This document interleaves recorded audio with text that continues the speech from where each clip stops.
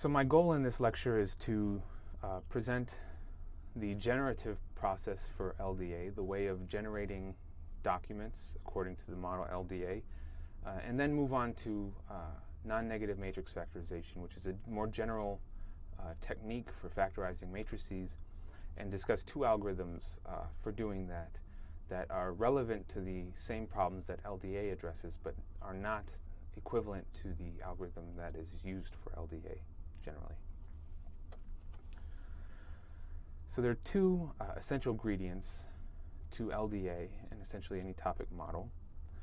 Again, there's a collection of distributions on words, which we call topics, and then we also have a distribution on topics for each document. So here I'm just giving another view of what I previously discussed, where if you imagine that we have these words constituting our vocabulary, so this is a toy example. In general, our vocabulary that we're going to use to model these documents will be thousands or tens of thousands of words, but now we're just focusing on these and saying this is the vocabulary that exists for this problem. Then if we show three different topics, for example, if we have up here 7 topics and we want to pick one, for example, the politics topic, and show the distribution on the words in the vocabulary according to this topic. If we call this the third topic, so we have a vector beta 3, which is a probability distribution on this set of words, then the high probable words would be things like vote, politics, power, and Senate, etc. If we then focus on a different topic, for example, the sports topic, that will be represented by a probability distribution on exactly the same words, except its high probability words will be things like ball, score, and season, etc. And also with an additional topic, for example, a logic topic. And so each of these topics, and we could have many of them, is going to be characterized by probability distribution on the same exact set of vocabulary words, but they're going to have different probability distributions. Then what we have is for a particular document, we have a distribution on these topics. So for example, if one person sits down and writes a topic, what the model hypothesizes is that that person will pick a probability distribution on these topics. So we'll call that, for the first document, call that theta 1. And perhaps the highly probable words, the highly probable topics will be childhood and economics. And so most of the words picked for this document are going to come from these two probability distributions. And another person might want to write about something else, and a third person about a different topic, a different subject, which will be related through using words coming from these 4 different topics according to the proportion of the distribution on those topics. So the way that we represent a model like LDA, which is a Bayesian model, is the same as the way we represent any other Bayesian model, through a generative process. So we hypothesize a generative process for the data that we see, and then have to derive an inference algorithm for doing the inverse problem of learning the actual parameters or a posterior distribution on those parameters of the model that could explain the data that we saw. So for LDA, we have this generative process. We assume that we have k different topics underlying our data set, which means we have k different probability distributions on the same set of words. And each of these distributions should capture a theme by putting its probability mass on a coherent subset of the words. The prior model assumes that each of those topics is generated independently and identically distributed as a Dirichlet distribution. So this is the prior distribution that's placed on each of the k topics. They're all generated, each topic is generated once by drawing from this distribution and then fixed for all time. Then for each document, so each individual document, we need to decide for that document how it's going to use the topics that are available to it. And so for the DEEF document, that is done by generating a k-dimensional probability distribution. So this is a distribution on the k different topics up here. So this is k-dimensional. It's a probability distribution that's generated IID from this Dirichlet distribution. And we do that once for each of the capital D documents in our data set. Now that we have for the D document a distribution on the different themes that beta captures, we have to generate the words that appear in that document. So that's done according to this third step. For the nth word in the Dth document, so this is, we're focusing on the Dth document and looking at the nth generated word, we first have to decide which topic that word is going to come from, and that's done by generating a topic indicator, call it CDN, from a discrete distribution using the distribution on topics for the Dth document. So CDN will pick out one of the capital K topics available to it, where the probability of picking a particular topic is encoded in this distribution vector theta D. Once it's picked out its topic, the actual word is finally then generated, and so this is the data level finally that we arrive at, where we actually see the data, the Dth word, the nth word in the Dth document, which is generated also from a discrete distribution where it uses the topic picked out by CDN. So C subscript DN is an index. It's a number between 1 and K that picks out the index of the topic to use to generate the data.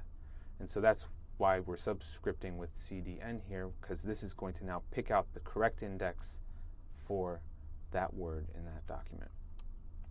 So a few things to notice. First, we don't know what any of these are except for the data X. We don't know what C is for each word in each document, so there are many of these indicators we have to learn. We don't know what the distributions on topics are, and we also don't know what the topics themselves are. So there are many different things we need to learn with this model. The other thing to notice is that this is what's called a bag of words model. So we're not modeling with LDA, we're not modeling language as it appears in order.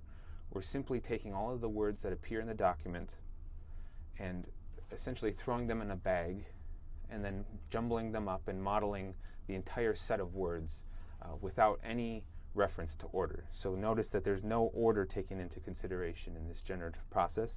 What this means is that if you actually tried to generate a document from this model, you would get nonsense. It's not going to make any linguistic sense.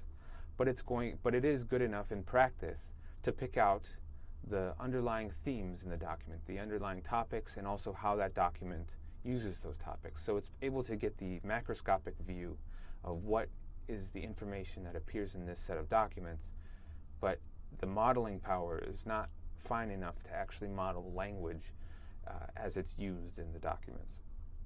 So of course there are many of those models that have been developed to take care of those flaws or potential flaws, but we aren't going to discuss those in this course.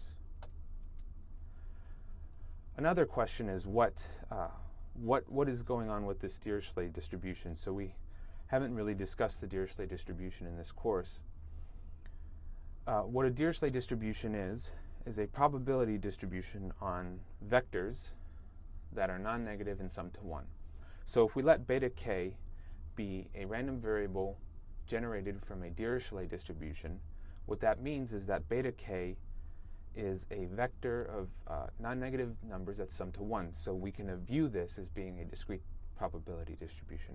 So in that sense, the Dirichlet distribution is a probability distribution on discrete distributions. When we need to put a prior on a k or a v dimensional probability distribution, the Dirichlet is a natural choice. However, the Dirichlet itself is a continuous probability distribution. And so there are some of these things that can be a bit confusing that you need to think through about what all the moving parts are. Dirichlet distribution is a continuous distribution on what can be viewed as a discrete probability distribution. The other question is how the parameter of the Dirichlet distribution, what assumptions different values of this parameter are enforcing on the distribution. And so that's what I'm showing in the following few slides. For example, if we assume that the parameter to the Dirichlet is shared. So even though we have an index, we have a v-dimensional probability distribution in beta, and so we need a v-dimensional parameter vector in gamma. If we assume that all v values in that parameter vector are the same, we can then look at what different draws from this distribution will look like. So down here what I'm showing is a case where beta is a 10-dimensional vector, and so I have 10 different values in the x dimension here. And gamma is a vector of also 10 dimensions with the same value in each element. So I'm going to just say what that value is here. So gamma is a vector of 10 ones in this case. And then I generate 10 different random vectors from this distribution, and I will get something that looks like this. So these are 10 different random variables, all generated from a Dirichlet distribution with parameter gamma equal to 1. And so you can see that I get 10 different discrete probability distributions. They're all non-negative, and they'll all sum to 1. And they look something like this. Now, as I let gamma increase, you notice from 10 to 100, you notice that the random variables that I generate start to look more and more uniform. And so that's what the parameter does. It enforces a more and more uniform distribution as this parameter goes to infinity. And then if I go back in the other direction and let it drop from 1 down to 0, I get something that looks like this. I get more and more discrete distributions. So from 1 to 0.1 to 0.01, I'm sorry, not more discrete distributions. I get distributions that put most of its probability mass on a smaller and smaller subset of these dimensions. So in practice with Dirichlet, with latent Dirichlet allocation, these parameters will be set to something less than 1, which enforces our a priori belief that each topic should only put its probability mass on a small subset of the total number of words available to it. So for example, the sports topic would put all of its mass on the sports-related words, which should be a small fraction of the total number of words in the vocabulary. And similarly, for the prior distribution on the topic proportions is Dirichlet as well. And so if we let alpha be something that's less than 1, that enforces our a priori belief that each document only uses a subset of the different topics available to it. So if there are 30 different things a document could talk about, represented by 30 different topics, represented by 30 different probability vectors beta, we might set the prior alpha such that only 5, or on expectation only 5, for example, would be manifested in any individual document. But of course, because it's a random vector, we can have more or less than that number.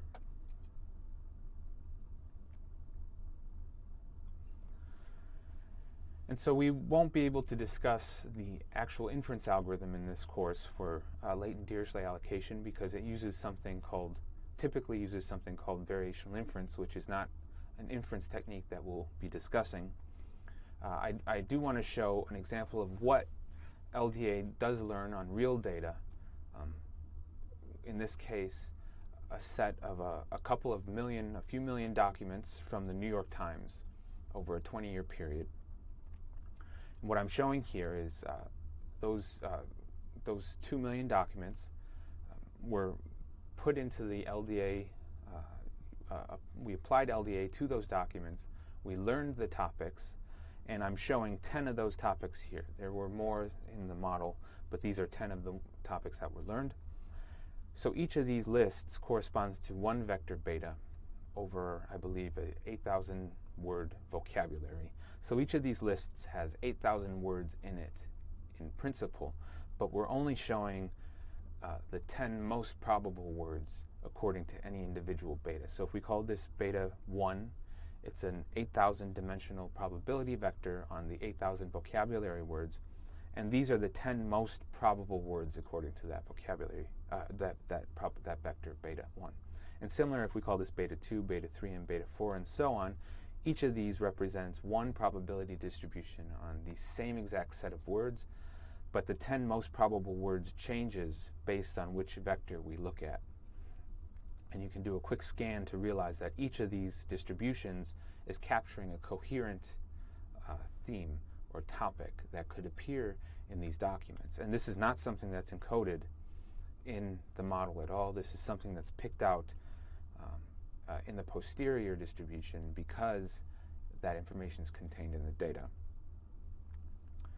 And similarly, for every single document in the data set, we learned a probability distribution on these topics. So there would be more topics than just this, but for a particular document, we could have a probability of this topic appearing in that document, and this one, et cetera, et cetera. And that way we can compactly represent each document by a probability vector on the k different topics in the model, which says these are the themes that appear in this document, and also these are the themes that don't appear in this document according to that probability vector.